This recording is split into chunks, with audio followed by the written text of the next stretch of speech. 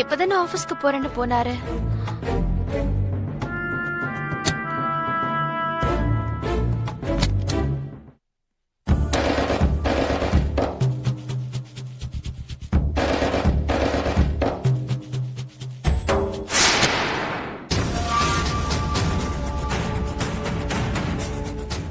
நீங்க? என் பேர் வினோத் மேடம். உங்ககிட்ட கொஞ்சம் பேசணும் மேடம். என்ன பழக்கமே இல்லன்றா? சொல்லுங்க. எங்க அம்மாவுக்கு ஹார்ட்ல ப்ராப்ளம். அடுத்த வாரம் அம்மாவுக்கு ஆபரேஷன் ஃபிக்ஸ் பண்ணிருக்கோம். சாயங்காலமா வந்தீங்கன்னா என் ஹஸ்பண்ட் இருப்பாரு. என்கிட்ட பணம் எல்லாம் இல்ல. ஐயோ, நான் பண உதவி கேட்டு வரல மேடம். பின்ன எங்க அம்மாவோட blood group AB negative. Operation சமயத்துல அவங்களுக்கு பிளட் தேவைப்பட்டா நீங்க டொனேட் பண்ணி ஹெல்ப் பண்ண முடியுமான்னு தான் கேட்க வந்த மேடம். உங்களுக்கு எங்களோட அட்ரஸ் எப்படி கிடைச்சது? தப்பா எடுத்துக்காதீங்க madam. AB negative blood group யாரா இருக்கிட்ட இருக்கோ அந்த அட்ரஸ கலெக்ட் பண்ணி தரவங்க கிட்ட இருந்து நான் வாங்கணும் மேடம். என்ன மேடம் யோசிக்கிறீங்க? ரொம்ப ரேர் குரூப் மேடம். ப்ளீஸ் முடியாதுன்னு மட்டும் சொல்லிடாதீங்க. நான் அப்படியெல்லாம் சொல்லல. ஆனா நான் என்னோட டாக்டர் ஒரு தடவை கன்சல்ட் பண்ணிட்டு சொல்றேன். Madam don't worry. டாக்டர் என்ன சொன்னாலும் ஒரு நல்ல காரியத்துக்கு தானே நான் டொனேட் பண்றேன். சரிங்களா? Thank you madam. ஆபரேஷன் டேட்டை ஃபிக்ஸ் பண்ணதும் நான் உங்களுக்கு இன்ஃபார்ம் பண்றேன் madam. Okay. Thank you madam. Thank you very much.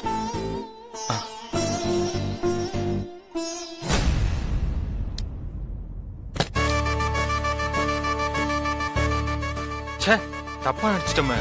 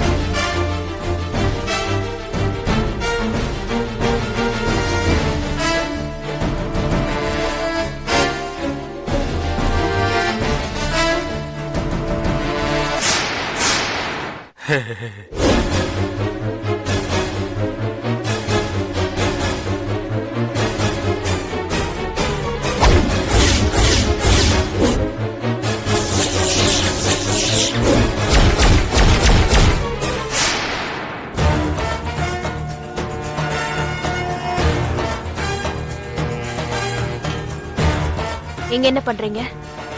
இல்ல அது வந்து ஆபீஸ்க்கு புறப்பட்டு வெளியே போன நீங்க எப்படி உள்ள வந்தீங்க?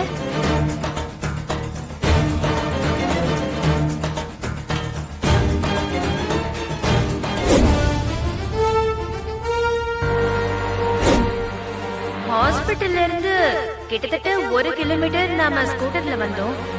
ஆனா நீங்க ஒரு வார்த்தை கூட பேசல. நான் கர்ப்பமா இருக்கிறது உங்களுக்கு சந்தோஷமா இல்லையா?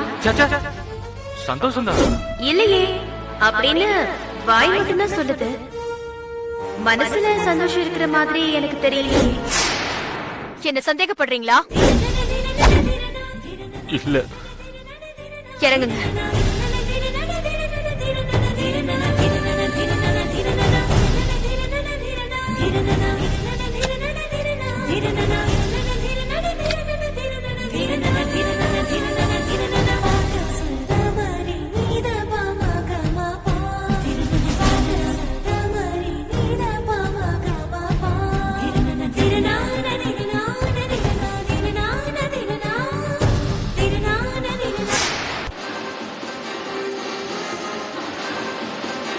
வணக்கம். சற்று முன் கிடைத்த முக்கிய செய்தி. போலீஸ் கமிஷனர் என்று திடீரென்று தனது பதவியை ராஜினாமா செய்தார். இதுவரை எத்தனையோ பொறுப்புகளில் எந்த கட்சி ஆட்சிக்கு வந்தாலும் தனக்கென்று ஒரு பதவியில் இருந்து வந்த அவர் திடீரென்று இப்படி ஒரு முடிவெடுத்தது காவல்துறையினர் இடையே ஆச்சரியம் நிலவுகிறது. சார் அடுத்து என்ன சார் பண்றது? முதல்ல என் பொண்ணு பத்திரமா வீட்டுக்கு வரணும். இப்ப அதுதான் எனக்கு முக்கியம். சார் அவர் ரிலீஸ் பண்றேன்னு சொன்னால? கண்டிப்பா பண்ணுவா. அவளுக்கு தேவை பணம். அது எங்கேயாவது கொண்டு வந்து வைக்க சொல்லுவா. நீங்க முதல்ல அந்த இடத்துக்கு போய் அலர்ட்டா இருந்து அவளை பிடிச்சிட்டு வந்து துண்டு துண்டா வெட்டி நம்ம தோட்டத்திலேயே போச்சிடணும். ஹலோ, வணக்கம் கமிஷனர் சார். அதான் நீ சொன்ன மாதிரியே நான் வேலையை ராஜினாமா பண்ணிட்டேன்ல. டிவில நியூஸ் பார்க்கல? என் பொண்ணு எப்படி இருக்கா? நல்லா இருக்கா? இங்க பாரு, ஆரம்பத்துல இருந்து என் கேள்விக்கெல்லாம் நீ ராங்கா தான் பதில் சொல்லிட்டு இருக்க. உனக்கு தேவை பணம். அப்படியா? அது எனக்கு நல்லா தெரியும். சொல்லி தொலை, அந்த பணத்தை எங்க கொண்டு வரணும்னு. பணத்தை என்கிட்ட கொடுக்கறத விட முதியோர் அனாதை ஆசிரமத்துக்கு கொடுத்து அனுப்புங்க. என்ன சொல்ற நீ? மொத்தமா 15 லட்சம் ரூபாயும் அநாத ஆசிரமத்துக்கும் முதியோர் இல்லத்துக்கும் கொடுக்கணுமா? ஆமா. ஏன் எதுக்குன்னு எந்த கிராஸ் கொஸ்டினும் கேட்காம சொல்றத மட்டும் செய்யணும். உங்க பொண்ணு வீட்டுக்கு பத்திரமா வந்து சேரணும்ல? இத செஞ்சிட்டா என் பொண்ண பத்திரமா திருப்பி அனுப்பிச்சிருவேல்ல? அனுப்புவேன், நிச்சயமா அனுப்புவேன். ஆனா ஒரு சின்ன ஜென்டில்மேன் அக்ரிமெண்ட்டுக்கு நீ ஓகே சொல்லணும். என்னவா சார்? இல்ல, என்னதான் அந்த ஜென்டில்மேன் அக்ரிமெண்ட்? புண்ணிய கொடின்னு ஒரு அரசியல்வாதி இது வரைக்கும் 67 கொலைகள் செஞ்சிருக்கான்.